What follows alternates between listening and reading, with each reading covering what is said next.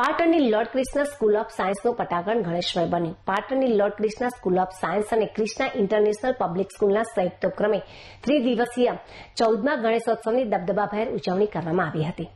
સંકટ મોચન તેમજ વિઘ્નહર્તા ગણપતિ દાદાનો ઉત્સવ સર્વત્ર ઉજવાય છે, ત્યારે પાટણની લોર્ડ ક્રિષ્ના સ્કૂલ ઓફ સાયન્સમાં પણ ત્રિદિવસીય ગણેશોત્સવ ઉજવાયો હતો. આ પ્રસંગે ગણેશજીની ઇકો ફ્રેન્ડલી મૂર્તિની સ્થાપના કરાઈ હતી, જેમાં પ્રાથમિક, માધ્યમિક તેમજ ઉચ્ચતર માધ્યમિક વિભાગ ઉપરાંત ક્રિષ્ના ઇન્ટરનેશનલ પબ્લિક સ્કૂલના સમગ્ર શૈક્ષણિક અને વિશૈક્ષણિક સ્ટાફ, પરિવાર તથા વિદ્યાર્થીઓએ ગણપતિ દાદાની આરતીનો લાભ લીધો હતો.